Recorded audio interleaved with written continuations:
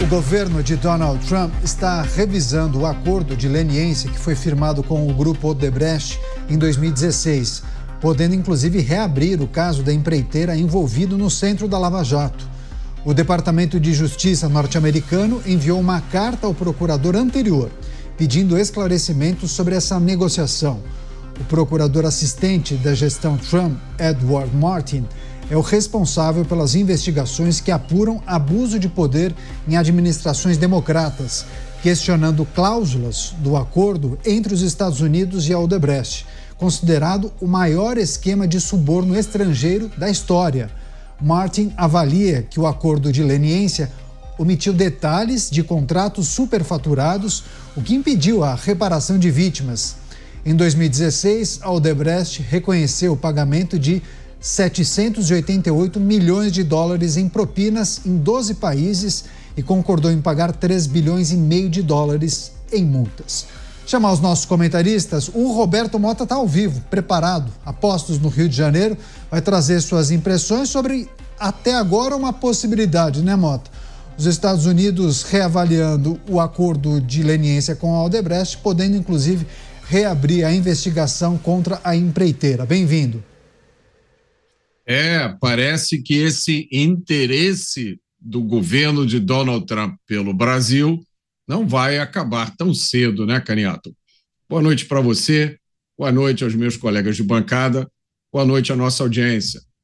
O grupo Odebrecht admitiu ter pago quase 1 bilhão de dólares em propinas em vários países, com o objetivo de conseguir contratos públicos. Foi criado, dentro da empresa, um departamento específico chamado Divisão de Operações Estruturadas, que usava empresas de fachada, contas no exterior e sistemas sigilosos de comunicação. Esse departamento criou até uma lista com apelidos para os políticos que recebiam as propinas. Alguns dos apelidos são impagáveis. Todo esse esquema foi revelado pela Operação Lava Jato e o escândalo teve impacto internacional. Agora, um procurador de justiça do governo de Donald Trump pode reabrir o caso. Curiosamente, o procurador é chefe de um grupo de trabalho que investiga o uso da justiça americana como arma política. O procurador quer saber os detalhes do acordo que foi fechado com a Odebrecht. Certamente, uma parte dessa investigação vai chegar aqui no Brasil. Pois é, e muitos questionam, Lava Jato de volta nos Estados Unidos, porque aqui no Brasil vimos uma situação diferente, né? Reversão, inclusive, de várias decisões que foram tomadas no âmbito da Lava Jato. Chamar o Diego Tavares ao vivo, conectado aqui com a gente, vai trazer também o Diego daqui a pouco, então, vai trazer suas análises. Antes do Diego Tavares, delegado Palumbo, de volta aos Pingos nos Is. Faz tempo que o delegado não participa aqui com a gente. Delegado, seja bem-vindo. Prazer em falar mais uma vez contigo. Notícia em destaque, os Estados Unidos e essa possibilidade de reabertura de investigação contra a Odebrecht. Há indícios de irregularidades no fechamento do acordo de leniência com a construtora, que até mudou de nome, né, Palumbo? Bem-vindo, viu? Obrigado, Caniato. É sempre um prazer e uma honra participar dos programas da Jovem Pan. Boa noite aos colegas de bancada, a toda a nossa audiência. Eu não tenho dúvida de que isso vai acabar refletindo aqui no Brasil. Afinal de contas, como o próprio Mota falou, né, mais de 1 bilhão de dólares somente em pagamentos de propina confessado pelos próprios gestores dessa empresa, né? Claro que o atual presidente dos Estados Unidos, Trump, também tem um lado político dele, o viés político ideológico, e não se conforma, né, com o acordo de leniência feito pelo partido que era o seu principal opositor. Aliás, os políticos que estavam no poder eram seus principais opositores. Então ele quer rever isso. E se tiver indícios, né, de fraude ou de qualquer tipo de complacência, eu acho que isso tem que ser feito mesmo. Afinal de contas, nada melhor e nada mais salutar do que a verdade. Você pode esconder qualquer coisa, mas tem algumas coisas que você não esconde, que é a verdade. Uma hora ela vai aparecer. E se tiver indício, eu não tenho dúvida de que isso vai aparecer com o tempo, Caniato. Pois é, inclusive é preciso considerar um acordo que foi fechado já há muitos anos, né? Então, essa possibilidade de reabertura para identificar com lupa o que é que foi acordado, o que foi prometido, foi cumprido pela construtora, quais foram as bases de negociação com a construtora à época pelas instituições norte-americanas. Chamar o Diego Tavares ao vivo com a gente, vai trazer também em suas análises a possibilidade de reabertura das investigações contra a Odebrecht nos Estados Unidos. Há muitas suspeitas, viu, Diego, sobre o acordo que foi firmado naquela época em relação à construtora, né? O acordo de leniência, que é uma confissão da empresa. A empresa confessa que participou de algum esquema que não respeitou a legislação local, sobretudo corrupção, e aí acaba concordando em pagar multas. Mas o que a gente precisa considerar em relação a essa possibilidade? Bem-vindo, boa noite. Boa noite, Caniato, boa noite, Mota, boa noite, delegado Palumbo, e principalmente boa noite a quem nos acompanha nessa noite aqui nos Pingos nos Is. É sempre um prazer estar aqui. Caniato, olha, às vezes é um pouco frustrante ser brasileiro, né? Enquanto nós vemos as instituições norte-americanas, que são instituições de Estado e não instituições de governo, que têm a tendência de operar sempre da mesma forma, independentemente do viés ideológico de ocasião, enquanto nós vemos essas instituições agindo de fato contra quem praticou corrupção em território norte-americano, aqui essas mesmas empresas que voltam a ser investigadas hoje nos Estados Unidos estão, veja só, reabilitadas com a possibilidade, inclusive, de conquistar novos contratos públicos. Então, às vezes é um pouco frustrante ser brasileiro por conta disso. Aqui é muito difícil, quando nós temos uma onda de combate à corrupção, quando foi a Operação Lava Jato, perenizar o resultado de iniciativas como essas, né? O que nós temos aqui é justamente o contrário, são instituições de governo. Muda o governo, muda o viés da instituição pública. E quando isso atinge o poder judiciário, é especialmente ruim, porque tem a sequela da insegurança jurídica. E a insegurança jurídica, ela não só nos deixa inconformados em relação a eventuais políticos e empresários corruptos que se livram das penas da lei. Ela nos traz problemas mais graves. A insegurança jurídica faz com que investidores se afastem do país, faz com que o dinheiro que está aqui no país fuja para outros lugares, fuja para outros países, onde existe segurança jurídica. Então, não tem como não olhar para os Estados Unidos, adotando essa postura de reabrir a investigação sobre esses acordos que foram firmados e não sentir um pouquinho daquela síndrome de vira-lata, não sentir um pouquinho de inveja dos norte-americanos que sabem que podem contar de fato com a lei, que podem contar de fato que aquele que transgredir a legislação nos Estados Unidos, mais hora, menos hora, mais cedo ou mais tarde, vai acabar incorrendo nas penas que a lei prevê.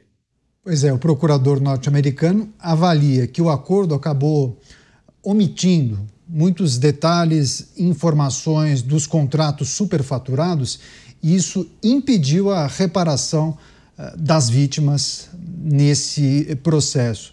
Informações, inclusive, inicialmente divulgadas pelo jornalista Cláudio Dantas, que foi, inclusive, nosso colega aqui na Jovem Pan. Deixa eu passar mais uma vez para o Mota, porque esse comentário do Diego nos faz refletir sobre o que aconteceu em outros países. A gente está destacando os Estados Unidos e a possibilidade de reabertura dessa investigação, mas é preciso olhar também para o legado da Lava Jato aqui no Brasil, né, Mota?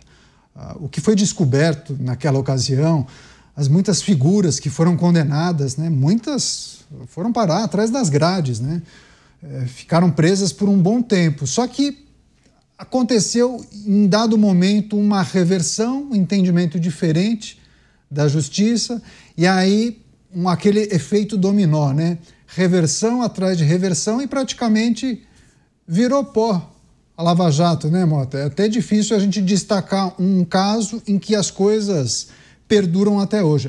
Esse aqui foi condenado e ele ainda está atrás das grades. Praticamente não tem um exemplo para eu te dar aqui. É uma situação absolutamente bizarra, Caniato. E eu acho que agora vai ficar mais bizarra ainda se essa iniciativa do procurador adjunto do governo de Donald Trump for à frente. O Brasil tem sido colocado deixa eu ser bem claro, Brasil não é a palavra adequada. O governo brasileiro e o Estado brasileiro têm sido colocados em uma situação difícil nos últimos tempos por causa das sanções aplicadas pelo governo americano, que argumenta, dizendo que aconteceram violações de direitos humanos. Por isso, o Estado brasileiro, o governo e algumas pessoas sofreram sanções. Bom, imagine se essa história de rever o acordo com a Odebrecht levanta outros aspectos sobre o que ocorreu no passado recente no Brasil. Como você disse, foi uma investigação gigantesca que descobriu o que ainda hoje é considerado o maior escândalo de corrupção da história do planeta Terra, que aconteceu em vários países. Em outros países, essas investigações resultaram em processos, condenações e prisões e indenizações. Aqui, isso foi fartamente documentado. E quando esses processos chegaram no nível mais alto da justiça, vários desses processos, e são tantos que a gente não tem condição de lembrar de todos eles.